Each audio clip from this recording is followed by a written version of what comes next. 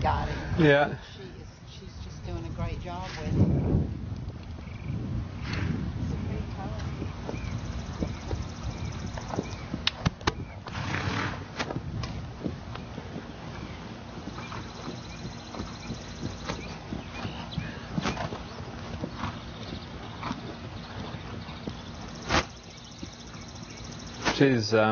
Kristen's horse looked really good today.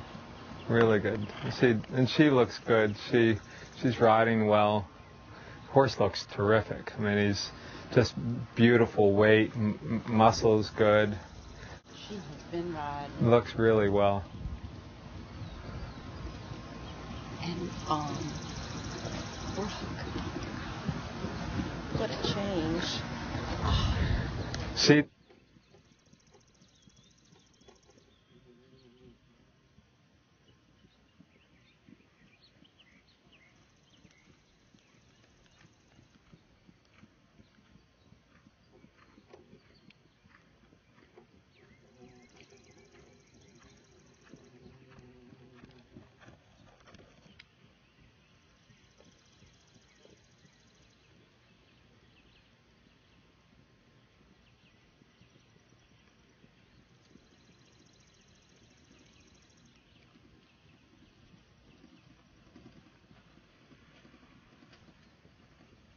By bending the knee more.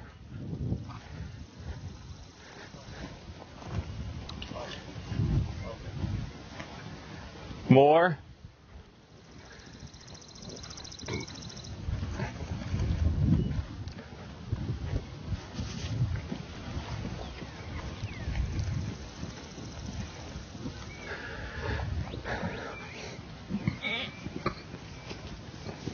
Yep, just keep working at it. That's still probably more forward than I want that lower leg to be.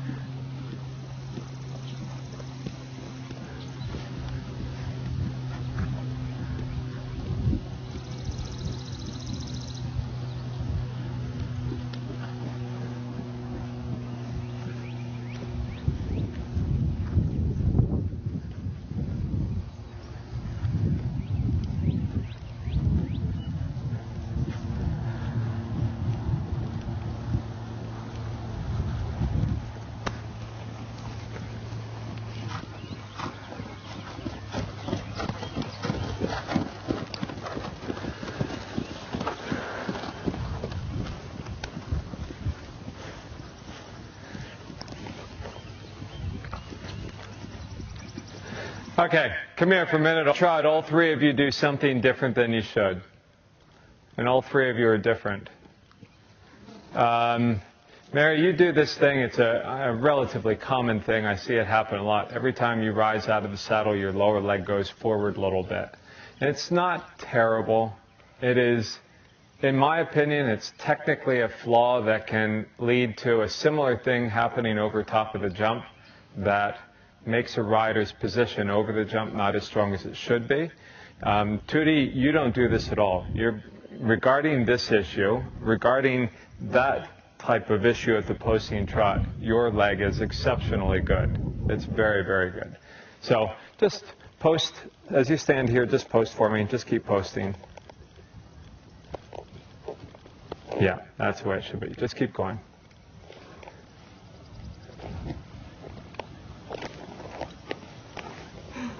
And you can see how that inefficiency makes it very difficult to actually get your seat out of the saddle as soon as I start to move your leg like that. So you can imagine that if you were able to make the leg more consistent relative to the horse's side, how easy that process of posting would be. And likewise, how easy the process of staying with the horse properly over top of the jump would be too. So as long as that leg keeps moving forward and back like that, you're not as efficient as you could be. And I'll send you guys out in a minute, and I'll just ask one at a time, and I'll just point out how good Tootie's leg is regarding that issue. Does not move at all at the posting trot. I think, Tootie, with your leg, the heel isn't deep enough. I probably would like your heel to, at the very least, be level with your toe. So what I'm implying then is that your heel is higher than your toe as you're going around at the posting trot. And certainly isn't that you're reaching for your stirrups. Your stirrups are on the verge of being too short. So I'm actually tempted to lengthen your stirrups a hole or so, especially, you know, with a big old tubby thing like this. This horse has a very big barrel relative to the length of your leg. So you certainly can afford to ride with a longer stirrup. Let me just see what that actually looks like. All right, so just hold your leg right there for me. Yeah. And put your foot back in the stirrup again. And actually, that's all you need to do. So I've actually described this a couple of times in the last couple of days, and I like the way it sounds when I say it. That the length of a rider's leg is a product of two things. It's a product of how long the stirrups are and how low the heels are. So lift your heels up more, and you can see how that really does shorten your leg effectively. And I guess when I'm talking about your leg, I'm talking about the length of your leg that is against the horse's side. It definitely makes that distance shorter. So, and we've done that without actually shortening the stirrup. We've done it by just lifting the heel. So if your heel was down as much as I want it to be, I think your leg would be long enough. Yeah. So just keep working on that. And when I say working on it, it probably isn't just today when you're sitting on the horse, but maybe do some exercises to see if you can get a little bit more flexibility to the ankles as well. But aside from that, like I said, your posting is really good. The mechanics of your posting are really good. You're a bit different. You got two sides to you. You know, one leg I don't mind. For your left leg, I think the left. Were you guys just trotting to the left there at the end or to the right? To the left, I think. Okay. And your left? Because I went over there and stood on the outside just to watch your outside leg. Your left leg is definitely your better leg. The lower leg stays back a lot more, and the heel stays down a lot more naturally. Much stronger leg. Yeah, and the right leg, not very good. Also, the right, as you post, so I was talking about how with Mary, her foot comes forward a little bit like this. Your right foot is really bizarre. Your right foot goes like that. The ankle pops out a little bit each stride, where the left leg, that doesn't happen. All right, so there are a couple of things that I want you to think about. I want you to look at the gap between the front of the knee and the front of the saddle, and make sure that's the same on both sides. And I think this gap will be bigger than that gap over there. This leg always feels a lot tighter and stuff, and this leg always feels like loose and it just hangs there where it's supposed to be, and this leg wants to just like be up here. Yeah, and it's weird because I actually think that the knee and the hip are further back on this side. And I always want to do this Yep, on my left shoulder. very much so. Okay, so what I want you to think about is right hip forward a little bit, right knee forward, and right lower leg back underneath you. Okay, so knee forward, hip forward, and the foot back. So that means more bend in the right knee. All right, so the knee part is a part that you can see really easily for yourself.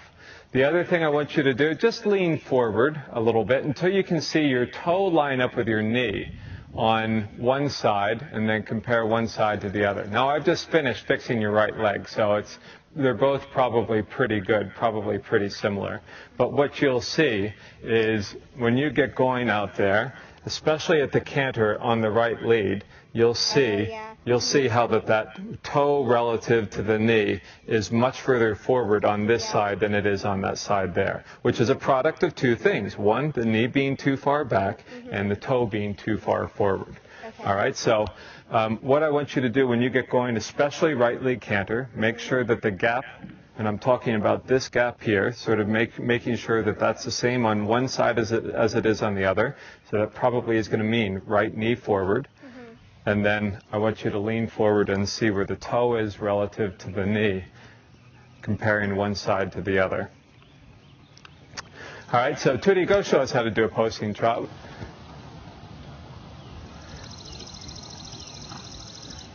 So you don't really see the knee come back, and you don't see the foot come forward pretty much at all as she's doing her posting trot. And you also probably don't see her calf move off of the horse's side at all at the posting trot. And that's probably better with her heels too.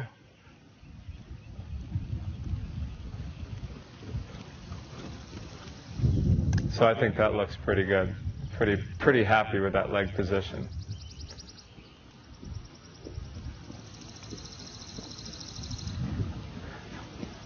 Feet out of the stirrups, Tootie.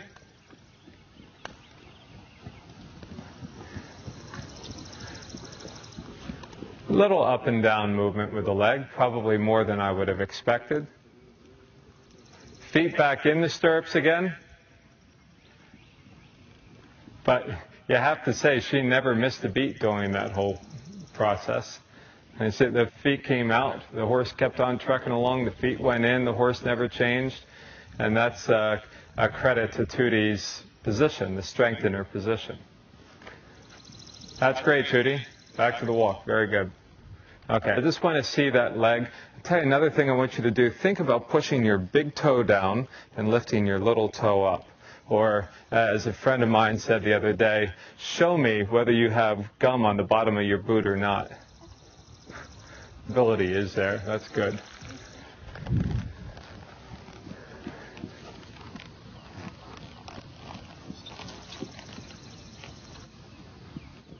Pretty good. Still see how the foot moves forward and back a little bit each stride. If you look at, what I look at is where the stirrup is relative to the girth. That's sort of my visual reference a little bit. That's good. That's better, Mary. Just now try to see if you can get some depth in those heels as well. This is trying to get that combination of that vertical line from hip to ankle, which is, generally I'm asking people to move the lower leg back to make that happen. Kristen, that would be something that you're going to be battling with a little bit on the right side. Trying to make sure that we have that even contact through the leg, and that contact remains consistent through the whole process of doing the posting trot. The heel that is at least as low as the toe. That's good. Let me see you change direction. Let me see what the other side looks like as well.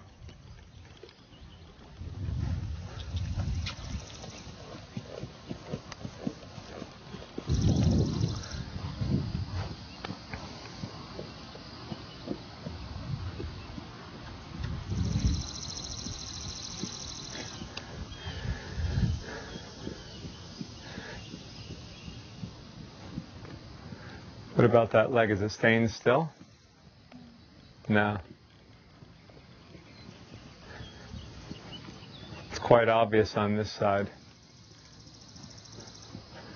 That's better. That's better. Good. So as you're thinking about, we for sure don't want the foot to come forward and back. I also think that there's a limit to how much we want to be trying to push the heel down as we rise out of the saddle too. Just because very quickly that heel down turns into this as well. So I've told this story lots of times lately about this one girl that I've taught. She just organized a clinic a couple of clinics ago where her ankles were so flexible that every time she would go to rise out of the saddle, her heels would just go down that much more. So if she was trying to push her seat 4 inches out of the saddle, all that would happen is that her heels would go down 4 inches further. Her seat never left the saddle. It was really bizarre looking. So when she was doing her post-scene trot, people would logically say, what's the